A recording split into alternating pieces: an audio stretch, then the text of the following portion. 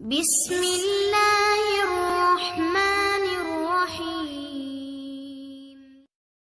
Kita, Bapak Ibu, kalau sudah belajar bab rohani, kita ingin masuk surga bukan karena surganya, tapi karena di surga kita ketemu dengan baginda Nabi Muhammad SAW.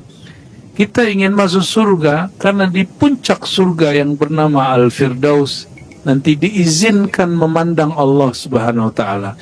Kalau bukan karena itu, kalau cuma karena beristrikan 70 sekian, makan minum yang banyak, kamar cukup di dunia, orang bisa punya pasangan di dunia. Saya dengar ada seorang tua di sesepuh di Bangka punya istri 70.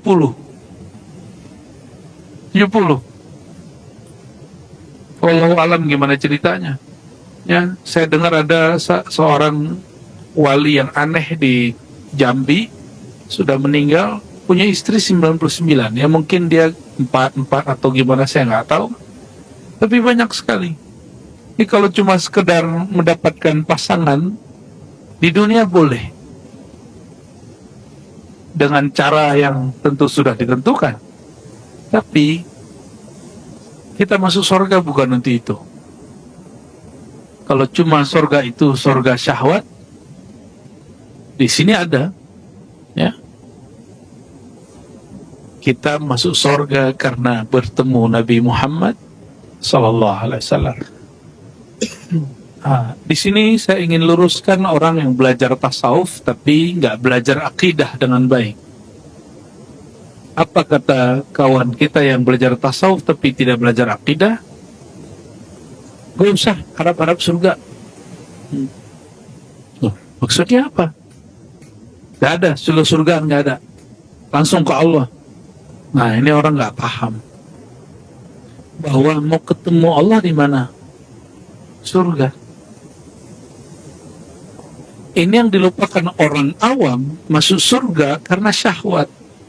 Tapi orang yang kenal Allah masuk surga karena ruqyat, karena ingin jumpa dengan Nabi Muhammad, ingin jumpa dengan Allah Subhanahu wa Ta'ala. Ya, beda motif kita masuk surga dengan orang awam. Nah, maka teman-teman walaupun tidak bisa baca kitab, tapi dalam bab ini jangan sampai jadi orang awam. Ya, udah ngaji sekian tahun kok masih awam. Ya, dan jangan ngomong gini, saya mu'alaf. Kapan mu'alafnya? 13 tahun lalu. Ya. Saya mu'alaf, kapan mu'alafnya? Tahun 86. Sama lahirnya sama saya berarti itu. Enggak begitu orang menyebut dirinya. Mu'alaf itu kemarin kita masuk Islam baru kita sebut kita mu'alaf. Ya, mohon maaf kalau ada yang mu'alaf. Tinggalkan istilah itu, katakan saya muslim, pembelajar. Ya. Dari Ka'ab bin Ujrah, beliau mengisahkan kharaja alaina Rasulullah SAW wa nahnu 7 nafar. Satu kali Nabi lagi keluar ke tempat kami nongkrong. Ma'ajlasakum, Nabi nanya, apa yang buat kamu nongkrong di sini? Ya. Lalu para sahabat menjawab, jalasna nantazir as-salah. Wahai baginda Rasulullah, kami duduk di sini untuk menunggu sholat. Kami nongkrong, bukan sekedar nongkrong, tapi kami duduk ini nunggu waktu sholat. Fa'aramma ay sakata qalilan. Lalu Nabi terdiam sejenak, semua aqbala alaina, lalu menghadap kepada Nabi. Faqala, hal tadruna ma yaqulu rabbukum. Ternyata Nabi keluar dari kamarnya sekedar menemui sahabat karena mendengar Allah berkalam. Apa yang didengar oleh Nabi Muhammad SAW, ya? Ya, Nabi nanya dulu, kamu tahu nggak Allah berbicara apa tentang kamu? Lalu kami jawab, la, fa inna rabbakum yaqul, Allah berkalam, man shalla salata li waqtiha wa hafaza 'alaiha wa lam yudayyi'ha istighfafan bihaqqiha falau 'alayya ahadun an udkhilahu al-jannah. Siapa yang menunaikan salat dan menjaga waktunya tepat waktu, falahu alayya ahdun, maka dia telah mengambil janjiku, dia pasti masuk surga. Sudah begitu belum sama sholat? Belum ya? Berarti belum tahu sholat itu ngapain. Sholat tuh taunya cuma niat, takbir, Fatihah, sampai ujungnya Assalamualaikum. Itu ngapain itu? Orang sholat tuh ngapain? Niat, takbir, Fatihah, itu ngapain namanya? Baca-baca ya, baca hafalannya. Hafalannya dikit juga paling kuliah kulhu, alakumut takatsur, lam nasyrah. Enggak juga kita setoran hafalan. Ngapain sholat itu? Apa yang dilakukan seorang di dalam sholatnya? Maka kita loncat sedikit ya, di halaman 63 bagian bawah. Anna salata silatul abdi bi rabbih tarfa'ul hujuba bainal musalli wa baina rabbih azza wa jalla. Salat itu silat. Kata silat diambil dari ini. Yang bikin silat kan kiai di Sumatera, di Jawa bikin namanya nyambung hati dengan Allah, lalu diturunkan dalam bentuk gerak, jurus, dan kuda-kuda. Disebut silat. Maka silat itu ada silat yang cuma jurus, zahir, ada yang silat hakiki, yaitu terhubungnya gerak hati kepada Allah. Sehingga dia mengatakan, la fa'ila illallah, tiada gerakku kecuali digerakkan Allah. Itu baru namanya pesilat sejati. Jadi, ini mohon maaf, saya tidak mau menggurui para jawara, tapi kalau ada di antara antum ini jawara, ente belum jawara kalau belum fana dalam fi'il perbuatannya Allah, belum mengatakan, belum merasakan gerakku ini adalah geraknya Allah. Tiadalah gerakku kecuali digerakkan Allah. Jadi kita tiadakan gerak kita, lalu kita nyatakan bahwa Allah yang bergerak. Bukan berarti kita salah, lalu Allah yang disalahin, bukan. Kalau Allah yang bergerak, kalah atau menang? Sempurna atau kurang? Kalau kita geraknya kurang, berarti kita belum fana, belum lepur dalam cinta fiilnya perbuatan Allah Subhanahu wa taala. Sahabat-sahabat Nabi itu dapat gelar Saifullah, pedangnya Allah. Itu maksudnya apa? Dia kalau nebas, bukan dirinya lagi yang nebas. Itu sudah Allah yang bekerja.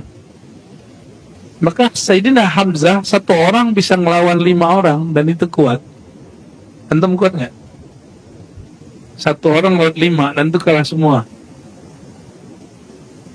Itu Sayyidina Hamzah. Ya.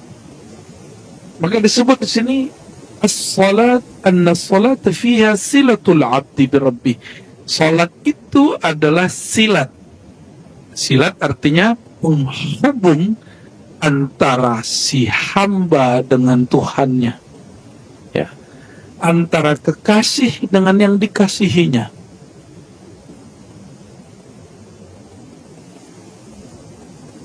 Tarfa'ul hujuba bainal musalli. Nah, kenapa sholat itu kemudian dimulai tangannya diangkat? Itu namanya proses mengangkat hijab. Penghalang antara kita dan Allah itu apa? Kita merasa diri kita besar. Maka sholat itu dimulai dengan lafaz Allahu Akbar. Jadi kecilkan diri, barulah terasa besarnya Allah. Di situ seseorang hamba baru sah namanya bertawajuh, menghadapkan dirinya kepada Allah Subhanahu wa ta'ala. Maka ada satu hadis, innal abda idza qama fis shalah futtihat lahul jinan. Seorang hamba kalau sholat, itu kalau azan yang dibuka pintu langit, kalau sholat yang dibuka pintu surga. Lebih canggih mana? Maka banyak ulama berbeda pendapat dulu, lebih afdal muazzin atau imam? Jawabannya ini, muazzin membuat langit terbuka, kalau imam takbir dia membuat surga terbuka. Jadi lebih tinggi mana? tetap lebih tinggi imam.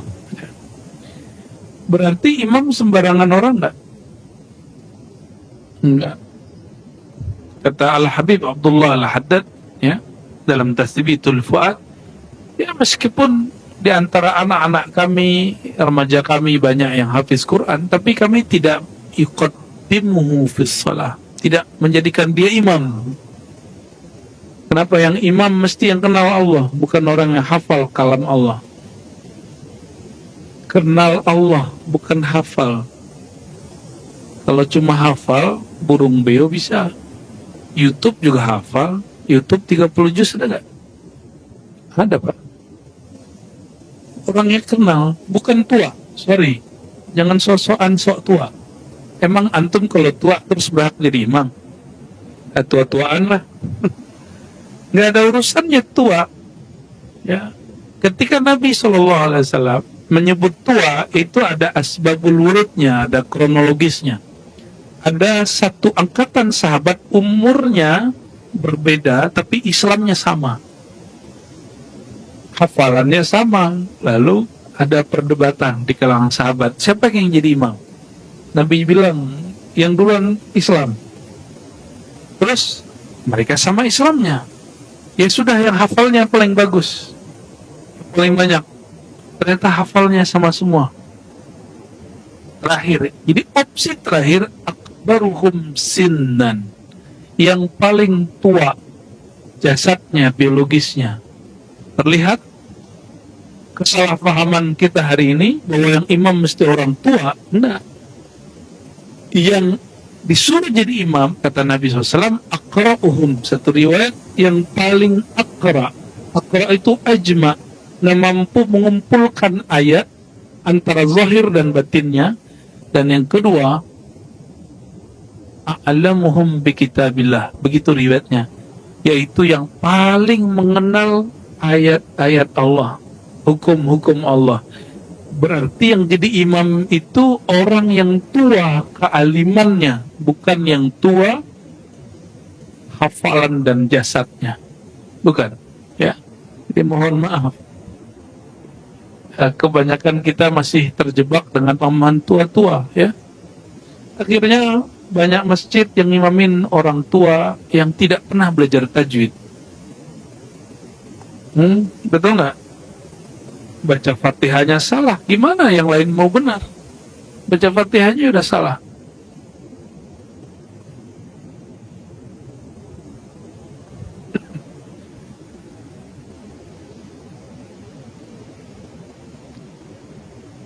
Yang sering sholat di awal waktu banyak nggak?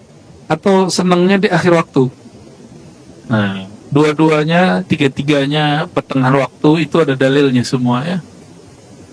Al-waqtul awal, ya, waktu pertama, ridwanullah, itu keridhaan Allah.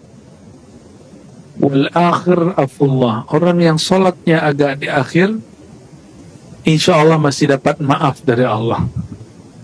Ya, pilih mana? Dapat ridho atau maaf? Beda nggak? Orang yang diridhoi, mau dia apa dikasih. Kalau orang yang dimaafkan, tunggu dulu. Apa yang dia mau, belum tentu diridhoi oleh Allah Subhanahu wa Ta'ala.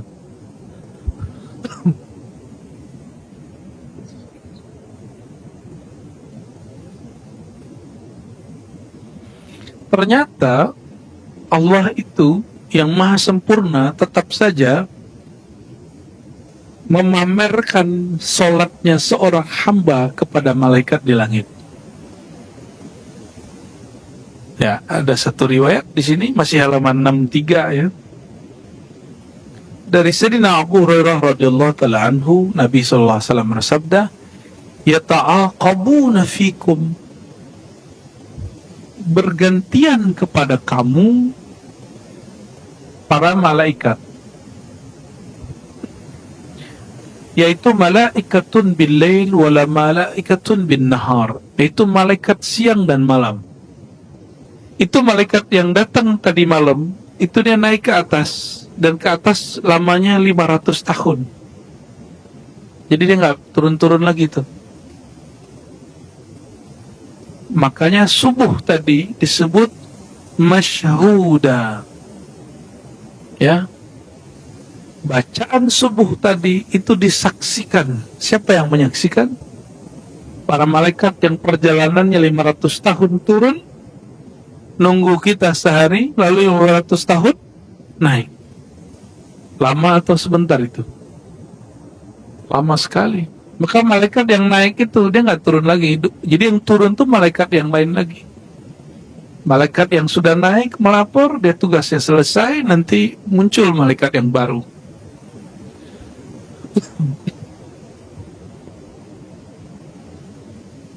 Kalau anak manusia, jadi ada bayi lahir, itu setan lahir, Pak. Tapi tenang, Allah ciptakan juga di saat yang sama malaikat. Bahkan tidak hanya itu lahir jasad. Kelahiran kolbu, kelahiran batiniah sang diri itu lahir kembali, itu Allah ciptakan malaikat rahmat di situ. Yang tak terhingga jumlahnya, ya. Yajtami'una fi salati subhi wa salati al-asr. Kapan malaikat muta'aqibah yang shift pagi sore itu mereka berkumpul? Jadi mereka yang mau balik itu baliknya sore, yang sudah datang nyampenya asar. Jadi waktu asar nanti dan waktu subuh. Jadi subuh itu ada yang turun juga, ada yang naik. Itu mereka ketemu. Jadi yaltaquna fi zamanain. Mereka ketemu di dua waktu, subuh dan asar. Maka orang-orang yang kumpul, yang bangun di jam-jam itu, nama dia tidaklah masyhur di bumi, tapi nama dia masyhur di langit. Jadi mau viral di langit? Mau viral di langit? Hidupkan subuh dan asar. Ya. Yang paling berat itu asar, bukan subuh. Asar itu masa kita capek pulang kerja. Kalau subuh kita segar, bangun tidur segar. Ya. Kecuali antum sama aja, ya. Ada yang sama aja. Ya, berarti emang lagi sholat tuh masih beban. Sholat itu belum menjadi hadiah. Ya.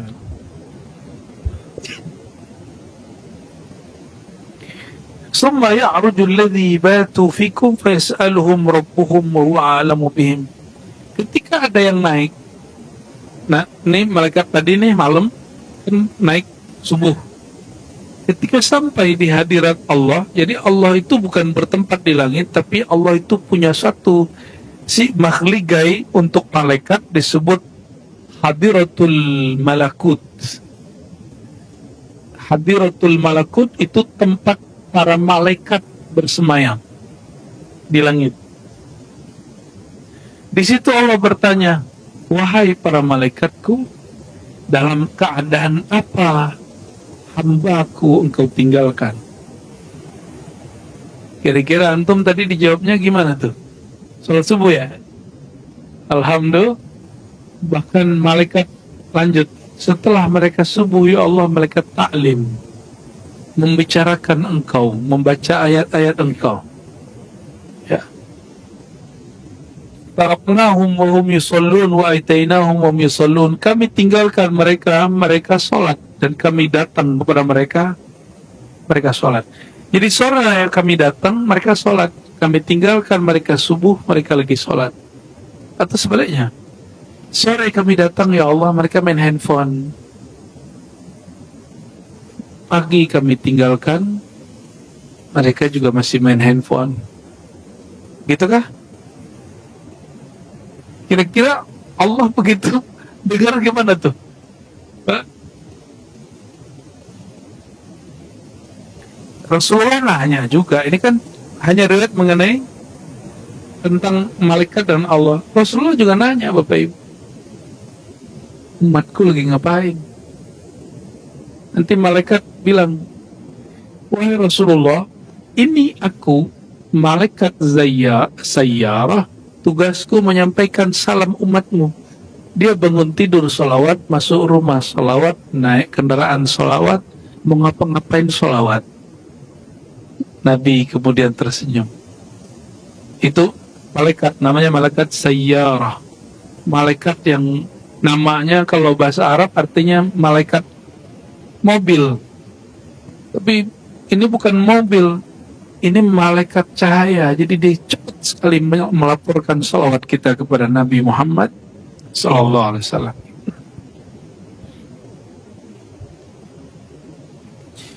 Bapak saudara, saudariku yang bukan Allah, kalau kita kerja di satu institusi, kita punya atasan. Senang nggak cari perhatian atasan? Ya, ingin berbuat, lalu program yang berhasil itu dianggap sebagai keberhasilan kita. Benar nggak? Betul? Ya, yang pernah kerja lah. Atau ini pada pengangguran semua? Atau pada ngantuk semua ini? Kita ingin cari perhatian orang di atas kita. Nggak usah jauh-jauh anak kecil, anak-anak. Dia mau bikin sesuatu, dia ingin nunjukin loh ke orang tuanya. Mah gitu, nunjukin kan? Nah, si bapak ibunya sibuk nonton sama main handphone. Rasanya nggak asik ketika nggak diperhatikan. Tapi ternyata Allah Maha memperhatikan. Dan ini, Allah itu selalu nanya, padahal wa huwa a'lam, sedangkan dia Maha tahu. Jadi Allah itu Maha tahu tapi masih nanya. Jadi tugas malaikat melaporkan walaupun Allah sudah tahu jawabannya. Ya.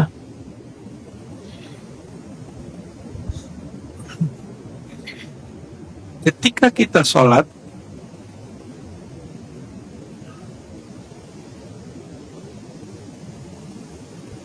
maka rohani orang itu justru melewati hadrahnya malaikat. Namanya hadratu rabbil arbab, hadirat Allah. Nah, ini coba kita baca ya. Wa min dzalika, dan di antara rahasia salat itu, kekhususan salat umat Nabi Muhammad SAW, fiha al-iqtirabu min hadrati rabbil arbab. Ini perhatikan, melihat sesuatu dengan dekat dengan sesuatu itu beda nggak? Melihat, mungkin Bapak Ibu senang seorang artis atau tokoh politik misalnya, melihat dia dengan mendekat kepadanya beda nggak? Beda? Ya. Itu kenapa kita kalau ketemu guru kita, orang-orang yang kita suka, artis yang kita idolakan, kita nggak hanya pengen lihat dia. Setelah melihat, kita ingin abadikan dengan berfoto. Bid'ah zaman now, ya, yang tidak pernah ada di zaman Rasulullah SAW. Ya, sahabat ada nggak begitu? Rasulullah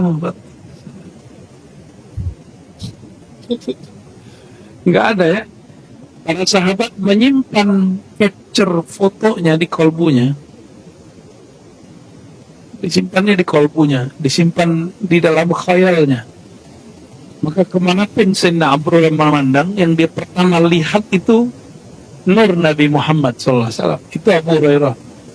Dia mau makan, mau minum, yang terbayang Nabi dulu. Dia teringat gimana cara Nabi makan. Gitu.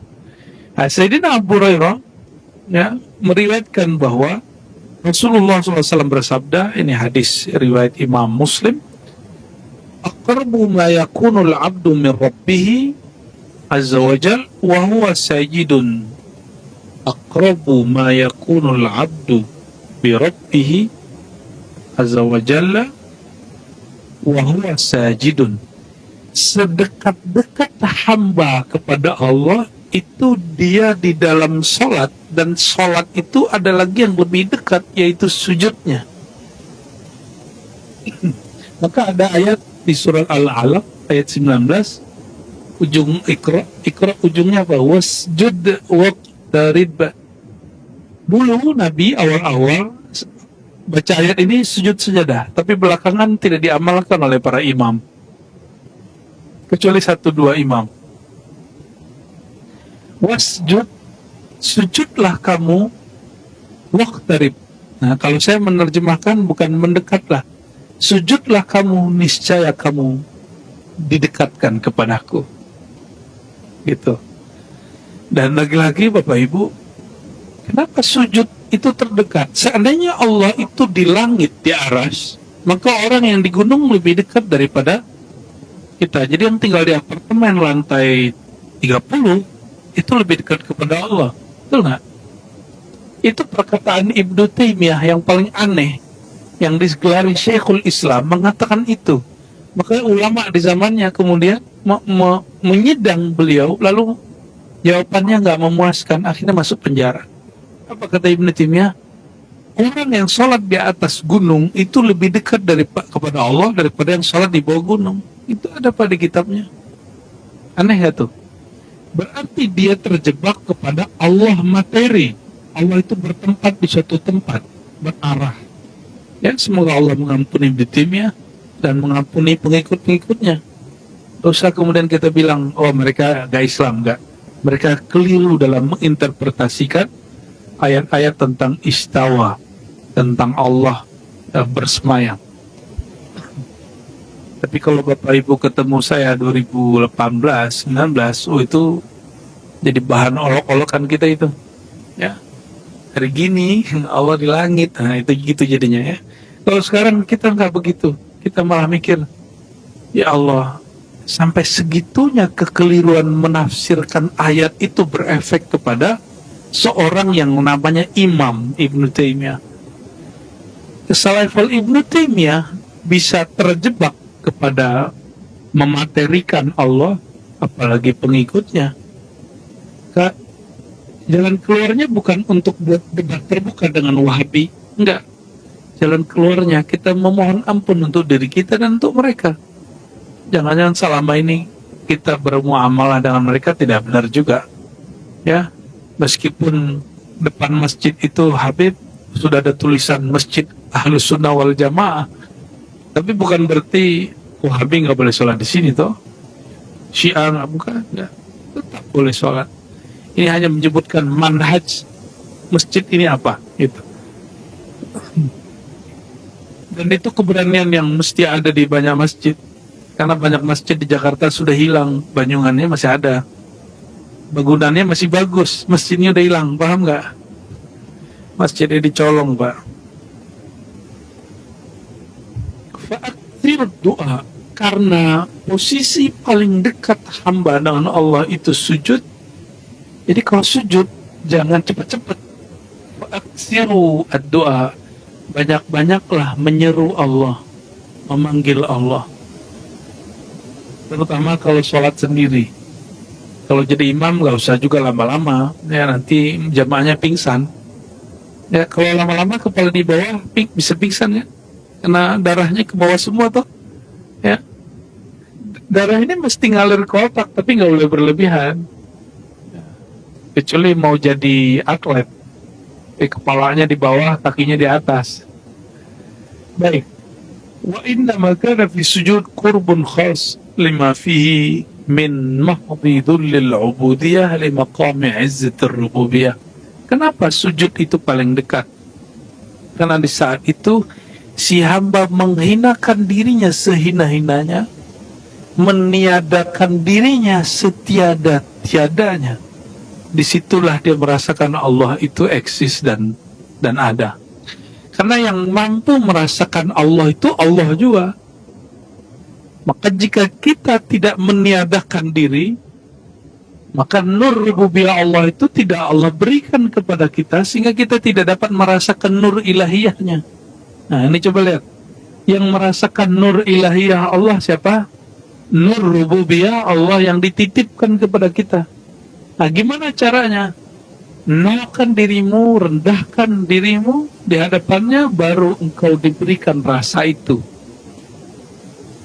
Itu sebabnya semua zikir setelah syahadat pembukaannya istighfar. Karena istighfar itu menghinakan diri dan pengakuan dosa di hadapan Allah Subhanahu wa ta'ala. Di dalam Islam tidak ada pengakuan dosa kepada ustadz. Ya. Tidak ada namanya pengakuan dosa kepada kiai. Meskipun di agama lain ada, itu urusan mereka. Di kita pengakuan dosa hanya kepada Allah Subhanahu wa taala. Wa min dzalik, di antara kelebihan salat yang ada pada umat Nabi Muhammad SAW, kalau tadi dekat, orang kalau dekat, apa yang bisa terjadi setelah itu? Bukan selfie, bukan foto. Apa yang terjadi kalau orang dekat? Bisa menyapa. Tidak hanya menyapa, bisa berdialog. Bisa berdialog. Kalau sudah dekat, bisa berdialog. Karena Allah itu tidak fisik, maka yang dapat berkoneksi dengan Allah itu nur rububiyah yang Allah tiupkan ke dalam diri kita, namanya ruh. Tapi ruh itu bukan Tuhan. Ruh itu dia pengejawantahan sifat-sifat Allah yang ada pada ruh. Makanya janin itu gak bisa melihat sampai ruh ditiup. Berarti ruh ini itu yang melihat. Orang meninggal, mata masih ada nggak? Kenapa dia nggak bisa lihat? Karena rohnya sudah dicabut. Jadi sebenarnya yang melihat bukan mata ini, bukan telinga ini. Jadi walaupun secara fisik Bapak Ibu tubuh ini yang datang, tapi yang menyuruh datang bukan tubuh ini. Yang lagi dengar bukan telinga itu yang sedang mendengar ruh. Itulah sir rububiyahnya Allah. Tapi ingat, ini akidah Ahlussunnah yang menjadi panduan orang bertasawuf. Tapi banyak orang lupa di sini. Kekeliruan dalam belajar ilmu hakikat, ya, keracunan hakikat namanya. Ada satu ungkapan, ana sirullah wa huwa sirri, ya, wa ana sirrul insan, ya. Manusia itu sir aku, sir Allah, sedangkan aku sirnya manusia. Coba perhatikan, Allah menyebut aku rahasianya manusia, manusia rahasia aku. Kalimatnya bukan aku adalah insan, bukan. Kalimatnya apa? Aku rahasianya insan, bukan insan. Aku rahasia manusia, bukan manusia. Manusia rahasiaku, bukan manusia adalah aku. Hati-hati yang belajar ilmu tasawuf hari ini, orang lewat YouTube banyak sekali. Tapi ternyata si ustadznya nggak ngerti bahasa Arab. Bisa nulis bahasa Arab tapi salah-salah. Dan menerjemah bahasa Arabnya keliru. Akhirnya berhakikat tentang Allahnya keliru. Dan ini sudah mulai kita lihat hari ini banyak sekali, ya. Nauzubillah min dzalik. Jadi kalau sudah dekat bisa menyapa, bisa bersalaman kalau kita ketemu orang fisik. Kalau ke Allah, jangan dikira Allah itu galak. Yang kita bayangkan Allah galak, benar. Yang antum bayangkan selalu Allah itu pengancam neraka, suka marah-marah kalau nggak sholat. Selalu itu yang diajarin sama orang tua. Ya, ini banyak orang tua yang hadir pagi ini. Tolong ajarkan anak bukan lagi Allah yang maha mengancam, tapi Allah yang maha rahman, maha rahim. Coba lihat, semua surat dimulai dengan Bismillahirrahmanirrahim, kecuali satu, surat Bara'ah, Taubah, ditutup tetap dengan wabil mu'minina ra'ufun rahim. Lalu, karena Allah begitu, kenapa kita nggak meniru yang itu? Kenapa anak-anak yang kemudian kita dulu pernah anak-anak, apa-apa kemudian diancam? Hasilnya, beragama itu takut dan tegang. Betul ya? Dan hasilnya lagi apa? Khotbah-khotbah isinya menegangkan semua. Ya. Padahal khotbah kajian itu harusnya syahdu di dalam kolbu. Karena itu membuat kita bisa terkondisikan kepada Allah Subhanahu wa ta'ala. Maka saya nggak sedih Bapak Ibu kalau Bapak Ibu lapor, saya kalau nggak bisa tidur terus dengan pengajian Buya gitu. Saya nggak sedih Pak, saya malah senang. Oh, berarti Allah izinkan kajian saya, mungkin suara yang Allah berikan ini suara dari Allah, bukan dari ciptaan Bapak Ibu saya. Ilmunya ilmu milik Allah, bukan ilmu saya. Allah izinkan mengantarkan tidur seseorang. Seandainya orang itu mati lagi tidur, dia mati dalam ilmu Allah Subhanahu wa Ta'ala. Dan dalam ilmu psikologi, orang nggak bisa tidur kecuali gelombang otaknya mulai tenang. Semoga Allah jadikan suara ini menenangkan ya. Tapi jangan tidur di depan saya.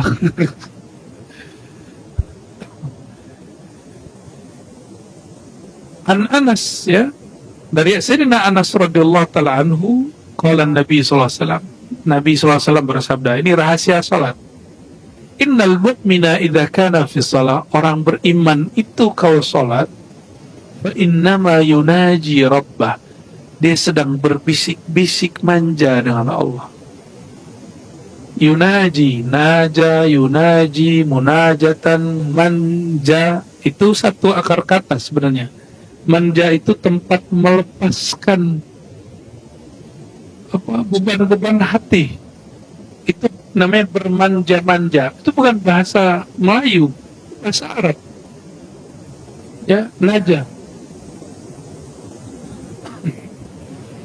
Maka bermunajat dikembalikan ke bahasa asalnya, itu berbisik-bisik mesra dengan Allah SWT. Tapi kebanyakan kita memahami munajat itu cuma minta-minta. Saya lagi butuh, saya minta. Saya lagi perlu, saya minta.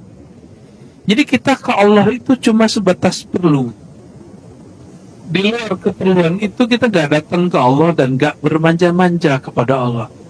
Saya mau tanya Bapak Ibu, ibu-ibu khusus, punya pasangan itu hanya sekedar, mohon maaf, hubungan seksual, nafkah, duit, atau juga pengen dibersamai,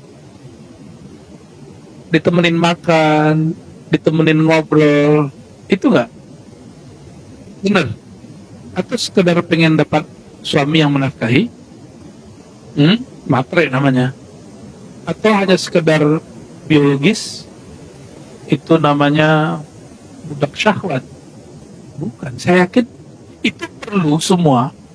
Tapi ada yang lebih perlu, yaitu teman hidup. Betul nggak? Ya.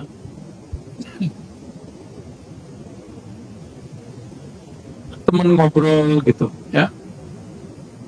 Wala yabzuqanna baina yadayhi wala an yamini. Meskipun Allah tidak fisik, tapi kalau salat menghadapnya ke mana? Ke depan. Maka sebagai adab simbolis, orang Arab dulu itu kalau mereka meludah, itu meludahnya di masjid. Sekarang ada yang berani meludah di masjid? Enggak. Mereka meludah di masjid, Pak. Mereka meludah ke depan, gitu. Jadi Nabi itu sering kerja bakti sekedar bersihin ludah Arab Badui di tembok masjid. Itu kerja Nabi itu. Tiap hari ngecek, berarti ada Arab Badui nih di saf pertama gitu. Yang nggak berani Arab Badui duduk cuma di belakang imam langsung. Orang nggak tahu itu bab Abu Bakar, bab Umar, bab Utsman, bab Ali. Nggak ada yang berani duduk di situ. Ya. Kecuali mereka sakit. Jadi kalau Sayyidina Ali nggak datang, sholat langsung ketahuan. Maka satu kali Sayyidina Ali nggak datang. Ditanya, Aina Ali? Mana mantuku? Ali. Masa mantu Rasulullah nggak sholat berjamaah di masjid? Apa jawaban sahabat? Ya Rasulullah, ishtaka aina, matanya sakit. Langsung Nabi jenguk. Nabi nggak marah-marah, ya. Nabi nggak bilang neraka ente, gitu. Pantas ente jadi mantu aneh, begitu. Nabi malah apa? Nabi salami, Nabi tanya. Orang sakit tuh pengen ditanya. Jadi salah satu cara Allah berkalam kepada si hambanya itu lewat ada orang yang menjenguknya. Nah, ada satu hadis riwayat Imam Muslim. Apa kata Allah Ta'ala, hadis qudsi? Ya abdi, wahai hambaku, maritu falam ta'udni. Aku sakit, kenapa engkau tidak jenguk? Nanyalah si hamba, ya Allah, Engkau kan Tuhan, tidak mungkin sakit. Apa jawaban Allah Ta'ala? Marida abdi falam ta'udhu. Hambaku sakit, kenapa engkau tidak jenguk? Jadi menjenguk si hamba yang sakit itu menumbuhkan ada perasaan empati, nggak hanya simpati. Betul nggak? Kasihan nggak kalau orang sakit? Di saat kasihan, itulah saat kita sedang mengekspresikan Rahman Rahimnya Allah SWT. Law'udtahu lawajadtani indahu, wahai hamba, jika engkau menjenguk hambaku yang sakit itu, engkau sedang menjengukku. Lawajadtani indahu, engkau akan temui aku di sana. Apa yang ditemui? Rahman Rahimnya Allah SWT. Jangan GR terus ngomong gini, saya ini kalau dapat ilham tentang orang mati, pasti mati. Bangga dia. Ya, emang kamu siapa? Ya, saya mau tanya nih Bapak Ibu yang asik dengan ilham-ilham sampah itu, ya, mohon maaf. Orang itu mati karena kita dapat ilham atau karena Allah menakdirkan dia mati? Nih, 02 menang nih. Ya, itu karena ada wali mengatakan, saya dapat ilham, Sianu menang. Sianu menang itu karena ilham si wali atau karena kehendak Allah? Kita sering kejebak, sering takjub. Ini yang disebut muhlikat, yang membuat seorang hamba itu amalnya binasa, dirinya binasa, ketika dia yu'jib, ya, dia takjub kepada dirinya, amalnya, ilmunya. Jadi nggak boleh Bapak Ibu. Yang boleh itu menceritakan nikmat Allah karena dia dari Allah, bukan karena itu ada pada kita. Ya. Ini bagian terakhir barangkali, ya. Jadi ketika kita sholat, batuk, Bapak kalau batuk, tutup tangannya. Karena kita sedang menghadap ke Allah, ya, batuk ke bawah. Karena kalau ke kiri ada orang juga, ya, benar nggak? Nah, dalam hadis ini menarik, sebelah kananmu malaikat, sebelah kirimu syaitan atau jin. Nah, ini ungkapan majazi sebenarnya, bukan hakiki, karena malaikat ada kiri kanan kita, jin, syaitan juga ada kiri kanan kita, ya.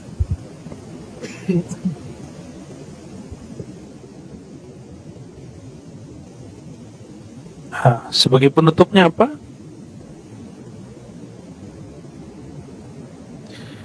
Anna salata fiha tawajjuh wal ikbal ala Allah. Salat itu adalah tawajjuh.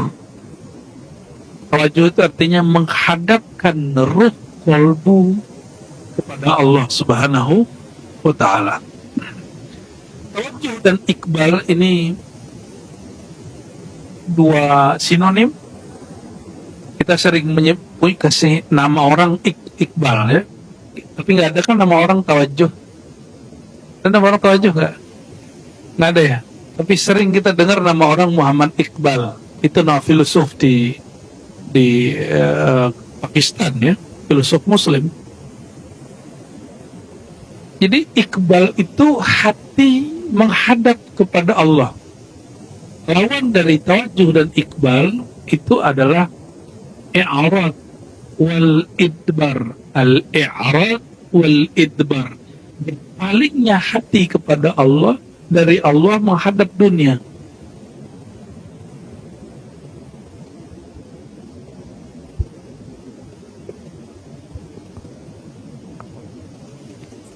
Oleh karenanya, ini asrar daripada baca doa iftitah yang ada kalimat wajjahtu. Wajjahtu itu betul-betul membuat seseorang kolbunya berhadap kepada yang membolak-balik kolbu, ya. Nah, Sayyidina Ibnu Umar mengatakan, Nabi SAW bersabda, "Idza kana ahadukum yusalli fala yabsuq qibla wajhi fa inna Allah qibla wajhi idza shalla." jika kalian sholat, jangan meludah ke depan arah wajahnya. Fa inna Allah, perhatikan ini, sesungguhnya Allah qibala wajhihi, di arah tatapan wajahnya, idza shalla, jika dia sholat. Berarti kalau orang sholat, hadapan wajah dia langsung nurullah ada di situ. Tapi kalau dia selesai sholat, nurullahnya kemudian tidak lagi disebut simbolnya di depan. Oke? Wajahnya, fa innallaha qibala wajhihi. Maka yang dapat menatap wajah Allah itu juga hanya wajah Allah. Karena kullu man 'alaiha fan, semuanya binasa kecuali hanya wajah Allah yang Dzul Jalali wal Ikram, yang maha perkasa. Maka binasakan wajah kita, hinakan wajah kita, baru di saat itu Allah menunjukkan kemuliaan wajahnya. Gitu caranya. Jadi bagaimana cara menghadapkan wajah kita kepada Allah? Hinakan wajah ini di hadapannya, maka Allah akan muliakan wajah kita. Ya, barangkali itu Bapak Ibu beberapa kelebihan sholat. Nanti masih banyak lagi, termasuk tadi yang saya tanyakan, emang sholat ngapain sih? Ya, baca-baca Fatihah itu ngapain? Apa sebenarnya yang ada di Fatihah? Nah, insya Allah di pengajian pada Ramadan, insya Allah nanti kita bahas lanjutan kitab ini. Jadi ini sekaligus tawakufan, dan seandainya umur kita masih panjang, semoga masih dipanjangkan Allah dalam kebaikan,